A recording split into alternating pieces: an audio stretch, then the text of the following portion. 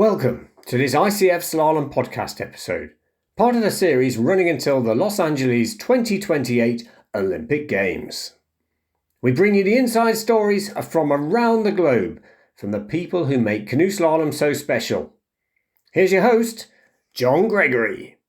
A warm welcome to the latest ICF Slalom podcast episode. Thanks for joining me. The return of the ICF World Cup series to the ice canal in Augsburg for a 27th time did not disappoint. Today, I'm joined by each of our winners from World Cup 3. Ricarda from Germany, Jakub Krejci from Czechia, Jess from Australia, Raffy Ivaldi from Italy, Manuel Ochoa from Spain, Tereza Kneblova from Czechia, and Clarke from Great Britain. I asked each of them about their plans for the next 5 weeks before the start of the Senior Worlds in Oklahoma City, USA. Czechia topped the medal table ahead of Germany, both with 2 golds apiece, with Spain third. First, here is my extended conversation with Germany's Ricarda, world number 1 in women's kayak and Tokyo Olympic champion. This last weekend, she took 2 home wins in K1 women and kayak cross time trial. You were super fast all weekend. That's maybe not a surprise to any of us. And you look absolutely delighted at the finish. What do you remember now looking back at the weekend?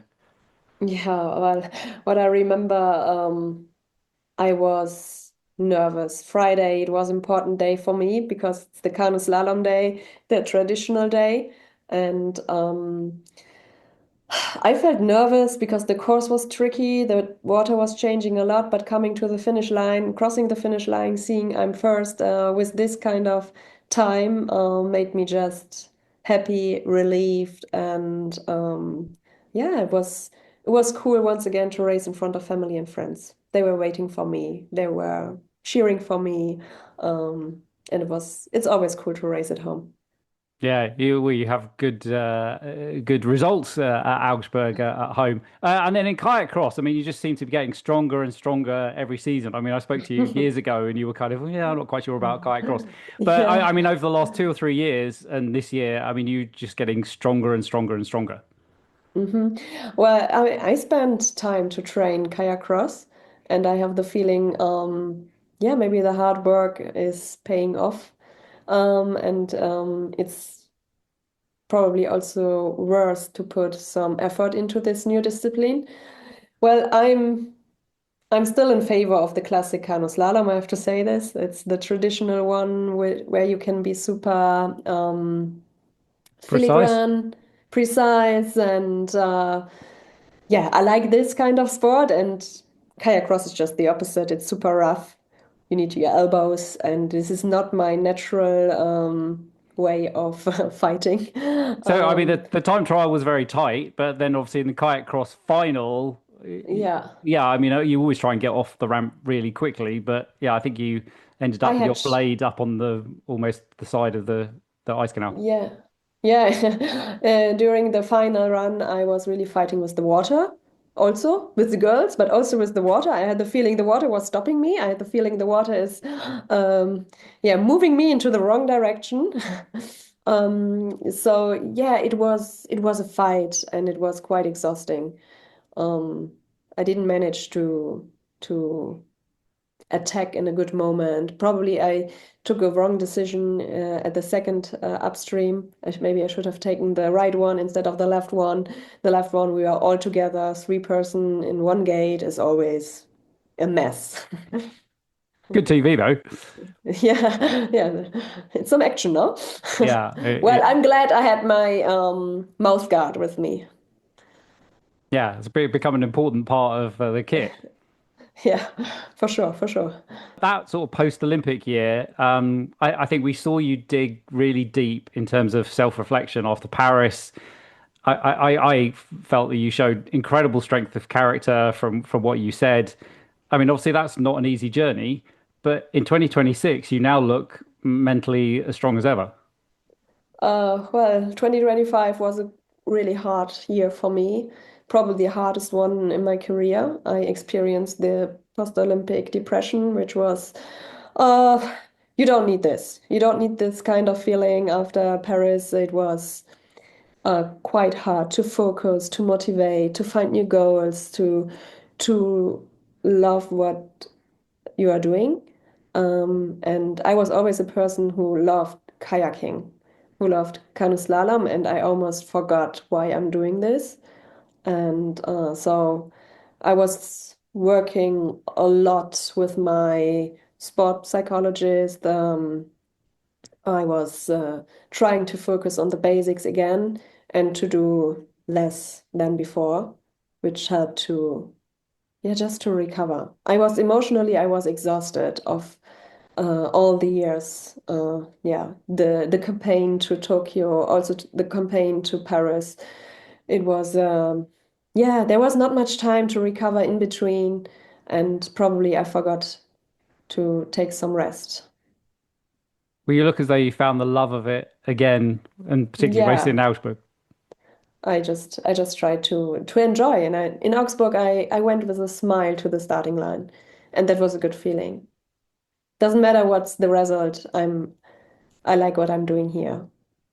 Yeah, amazing. Thank you, thank you, thanks for sharing that. Your mum and dad told me last year that you had a film crew tailing you Oh, in the build up to Worlds.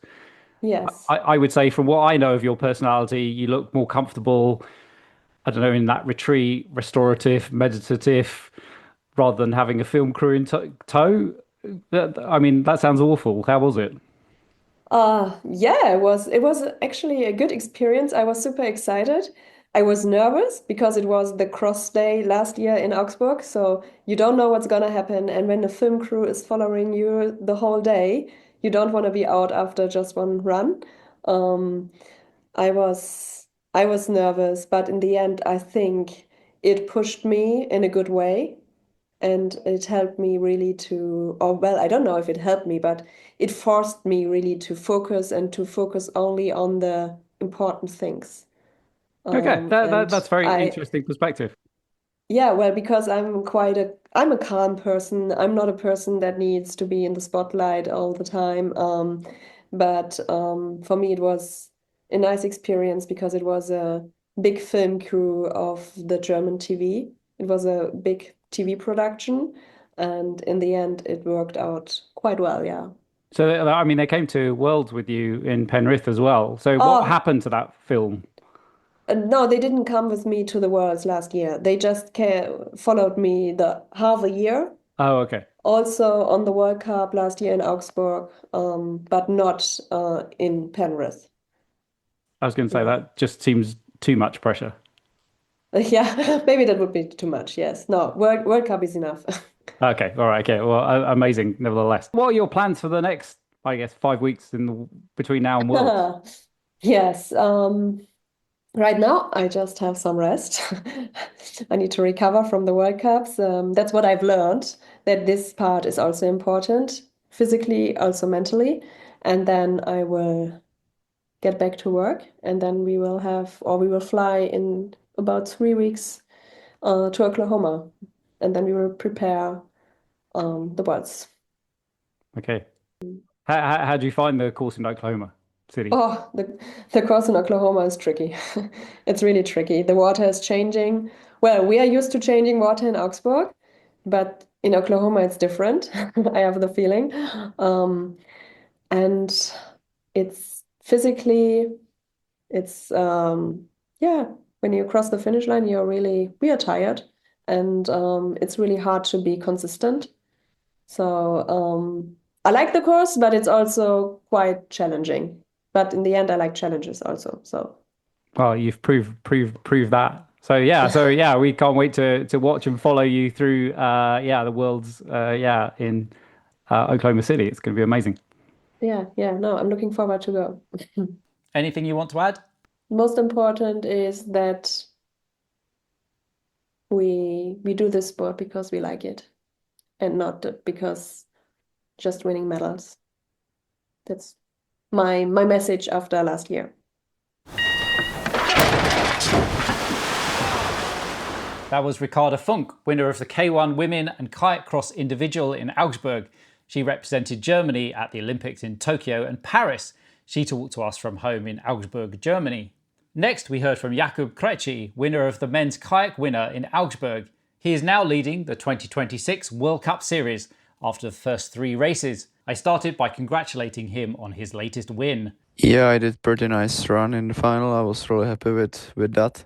Also, there wasn't like any big mistake. It was a little bit low on the gate number 4, but I did a Peter Kauser draw there, and no, kidding. Like Peter Kauser 2015, and I didn't lose that much time there, and the rest of the run was pretty nice, and I was really happy with that. It's a good start of the season, but in my opinion, doesn't mean like nothing for me, because like that's the beauty of our sport. Like all the kind of races can be different, and like also, especially Oklahoma, it's like really tricky course. It put a little bit of pressure on me, but pressure is a privilege, and I love to race under pressure, and we will see what happened in Oklahoma. I can be on the bottom of the results, and I also can be like in a good position. Anyway, yeah, I'm really excited to race in Oklahoma. That was Jakub Krejci. He was the men's kayak winner of World Cup 3 in Augsburg. He talked to us from Prague, Czechia. Next, Jess Fox back again as winner of the Augsburg World Cup 3 in C1 Women. She's the reigning Olympic champion in both K1 Women and C1 Women, and C1 Women world number 1. I congratulated her first on back-to-back wins in C1 Women, as well as being in the final with Noemi. Yes, obviously very pleased with a back-to-back win in the canoe. Disappointed to not make the final in kayak, which, you know, then always gives me a little bit more fire in the belly to perform well in the canoe the next day. So I was just really pleased to put down some good runs on a really tricky course and many spins down the course, but in Augsburg it's always about keeping the boat moving. So really pleased to do that and to share the podium with Martina and Nuria. And yeah, I think it does give me a lot of confidence. These first 3 World Cups, having had good results in the kayak and the canoe, I think it showed me that experience counts for a lot. I think, you know, coming back into competition, I've done this many, many times, and even if I haven't had the perfect physical preparation leading in, I can still be proud of the effort I've put in to get here, and can rely on some muscle memory and mental memory to get me through those racing moments. In terms of my recovery and, you know, my core strength, I think we had to take it easy for a while, but that has definitely, it's come back well, and credit to my strength coach, Nick, because we do a lot of, you know, dynamic work in the gym, but we're still not quite back to full strength yet. And I've been managing a wrist injury, which has been probably more annoying and problematic than, you know, my recovery from surgery at this point. But feeling good and looking forward to the final push and final build to Oklahoma. Post-World Cups, we're now heading to Paris for a training camp, and then we fly out at the start of July to Oklahoma, and we'll be based out there until the World Champs. And then, yeah, looking forward to getting home for a few weeks before coming back for the last part of the season. That was Jess Fox, winner of the C1 Women in Augsburg. She represented Australia at the Olympics in London, Rio, Tokyo and Paris. She has 6 Olympic medals. She talked to us heading to Versailles, Paris, France. Next, I welcome back Raffy Ivaldi to the podcast, winner of the Augsburg World Cup 3 in C1 Men. He looked delighted at the finish line. So yes, I was really happy at the finish line because, you know, last year I wasn't even racing the World Cups. It was not for my decision. It was some decision of the federation.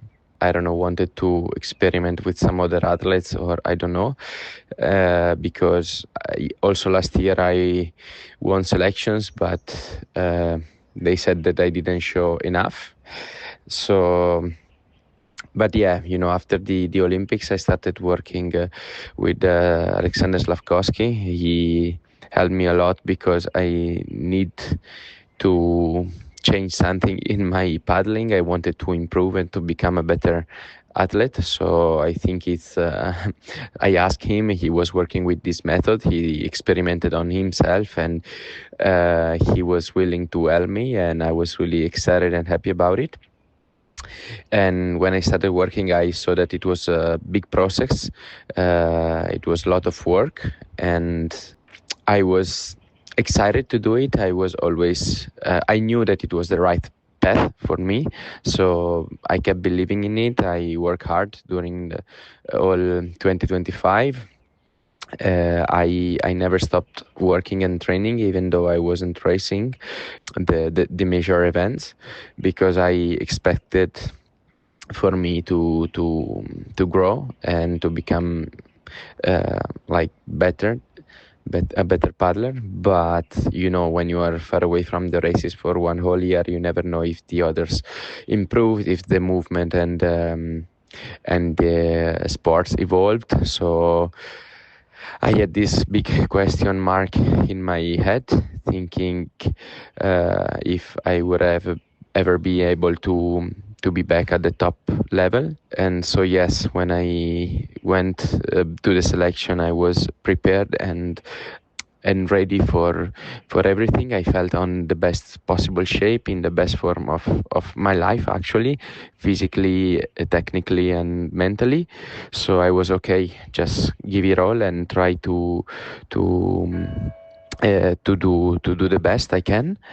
And yeah, I did some good selections, and after that I went to the World Cup in Tatzen, which was good in the semi-final. Then in the final I tried to attack, but I still made some mistakes. Mistakes also came in Prague, so yeah, I was really looking forward to Augsburg to show something to myself, and it all worked out. So I'm just happy to see that I can be I can still be fast, which is the most important thing for me, and the rest it will come, or like whatever. We do a hard sport, and we will see how it will go in the future. Yeah, I never felt really good in Augsburg. I always struggled. It is hardcore physically, I think, and I think in the years I got better and better physically, so I was able to put down some good runs, but still not doing the both semi-final and final. So yeah, Augsburg was always tricky for me. But yeah, when I did the semi-final, actually I felt really bad, really bad. I got to the end, and I was coughing a lot, and it was the end of 3 weeks of racing, which is always hard to do.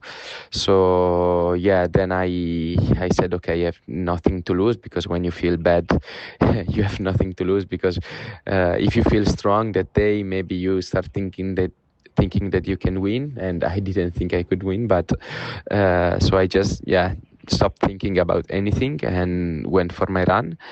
And when I started in gate in the first two ups, in gate 3 and 4, I felt actually good. I was like, okay, I think I can get to the end and to the finish with the good rhythm. I looked for my rhythm, I found it, and stayed on the line, and it was I felt it was working well. So yeah, this was very important for me to show myself that even when I'm not in the best shape physically, I can still find my way, I can find my way of paddling. Yeah, I worked a lot this season on consistency, on trying to repeat the runs even when I'm tired. So I'm happy that even not in when I was in not in the best shape, like in Augsburg, I was able to still send it in the final. And yeah, I did a bit in Sideris style, I would say, because I always loved to watch Sideris paddling in Augsburg, and so when I saw him paddling this good in the semi-final, I was like, okay, I need to go same way, not thinking much, pushing from the start to the bottom, and just stay open, stay present, stay in the moment, and adapt to everything, look at the water and follow it. Now I'm home. I'm in Ivrea. I will stay basically here all the time. because I need some time to stop from traveling. It's really important for me now to stay in one place, to find some routine, to get back to training, working, doing some biking, rebuilding a bit the aerobics, which is really important for me because I'm really weak in that, and so I need to work on it, which is good for me to use my bike and go cycling around here and doing some hard works also on the boat and in the gym, pushing a bit, couple of weeks, and then off to Oklahoma, which is a course that I loved in March. It's a bit tricky, it's a bit hard and different from others, but still I had so much fun paddling there in March, and also I loved the vibe around the US. So I'm really excited and looking forward to go there, and we will see. Hope to be in a good form. That was Raffy Ivaldi, winner of the C1 men in Augsburg. He represented Italy at the Olympics in Paris. He talked to us from Ivrea, Italy. Next, welcome again to Manuel Ochoa. He was the winner of the Augsburg World Cup 2 in individual kayak cross. He is a former World Cup race winner. Hello everyone, and thank you for listening to the podcast. About my run, I would say it was very good, not perfect, because the perfect run doesn't exist in kayak cross. But I think, as in Prague, Augsburg is a very long course, very physical. So I think it was more about to fight and manage not to do mistakes in these hard and tricky upstreams. And being back in the podium, I think it's a great news for me. It feels very good. I feel the confidence, and hopefully I will keep it for the next races that are the important ones, as we know. For now, I think these races was very good for me to build the confidence, because I didn't make the best results, but of course I managed to take good decisions during the head-to-head, so I'm happy with it. I will try to make good results happen in the next races. I also remarked that it must be good for the whole Spanish team to be third on the medal table. About the rest of the team, the Spanish team, I'm very happy sharing my time with them, because they are great people, and I can see also they are having great results, so I cannot be happier. They made 3 races, 3 World Cups this year, and in all of them there is a lot of finals, so I think we are on the good path. I hope we can keep it during the rest of the season and the next year. This way to get all the Olympic spots, I think, is real, because all of us, we are paddling a very high level. I really trust, and we will see. But I think we are in one of the best points of the Spanish team history. That was Manuel Ochoa, winner of the kayak cross individual in Augsburg. He represented Spain at the Olympics in Paris. He talked to us from Laseo, Spain. Next, I invited back Tereza Kneblova, winner of the Augsburg World Cup 3 in kayak cross head-to-head. I congratulated her on her 3rd World Cup medal this season. Thank you. I felt good on the water, and I'm really thrilled about this race, because I was struggling with cross lately, so I'm glad that I felt better this time, so that's good. My coach told me before the final that I have to be fast, so I tried to, and I was glad that it was successful, and then it was much easier for me to make the first upstream alone, and then it was just amazing to finish the course first. Right now I'm training in Prague, and on Wednesday I'm heading to Krakow to U23 World Championship. So I will be there for 10 days or 2 weeks, and then I will fly straight away to Oklahoma City. So right now I'm on the training block, then I have a World Championship under 23, and then I'm heading to Oklahoma City. That was Tereza Kneblova, winner of the kayak cross head-to-head in Augsburg. She talked to us from Prague, Czechia. She heads next to the Under-23 Worlds. Finally, happy to hear again from Clarke. He was the winner of the Augsburg World Cup 3 in kayak cross head-to-head. He is a former Olympic champion and 4-time kayak cross world champion. Hey John, yeah, really happy to stand on the top step of the podium for the final World Cup before the World Championships. That's always a good place to be, and happy to be there again. Obviously last year was a bit of a disappointing year in slalom and cross to some extent. Obviously finishing the season as world champion was fantastic, but the build up to that hadn't been great for me, so it's nice to start the season on a much more positive front.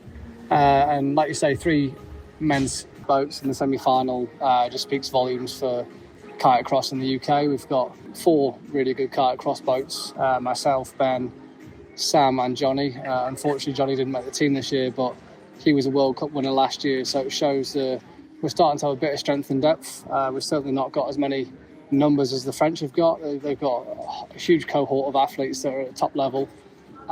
So with the 4 really good boats, we've got a bit below that, the under-23 guys are starting to up the level as well, so it's good. As of yet, we don't have a designated kayak cross coach, so to speak.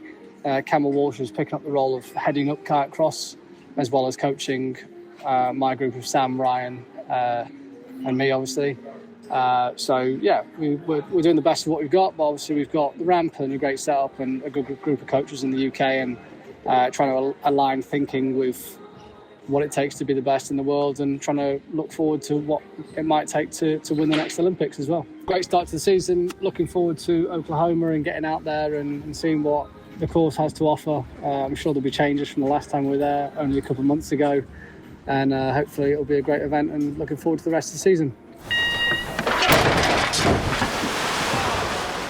That was Joe Clarke, winner of the kayak cross head-to-head in Augsburg. He represented Great Britain at the Olympics in Rio and Paris. He talked to us from Lee Valley, UK. Perhaps we will soon see national federations appointing dedicated kayak cross technical coach specialists. So where are we with 3 World Cup races? Jakub Krejci and Jess Fox from Australia lead in kayak, Ziegelin Hocevar from Slovenia and Martina Satkova from Czechia in canoe. Then Camille Prigent from France and Giovanna De Janeiro from Italy in kayak cross individual, plus Elena Marks from Switzerland and Ziegelin Hocevar in kayak cross head-to-head. Thanks to my guests today, Ricarda Funk, Jakub Krejci, Jess Fox, Raffy Ivaldi, Manuel Ochoa, Tereza Kneblova and Joe Clarke. Is it a coincidence that 2 weeks in a row we have had 3 individual Olympic champions on the podcast?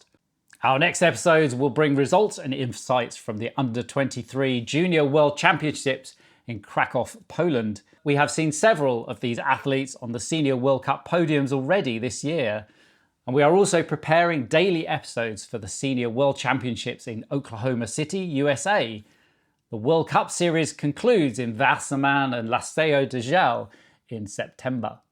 I'm John Gregory. Thanks for listening. If you enjoy the podcast, tell other people. Send them a link, like, follow, or write a review. And if you need more, keep reading Ettore Ivaldi's brilliantly insightful and eloquent blog. Stay safe. That's it for now, but please subscribe to the podcasts on Apple Podcasts, Spotify, or YouTube, and leave a review too. Until the next episode, keep it fast and clean.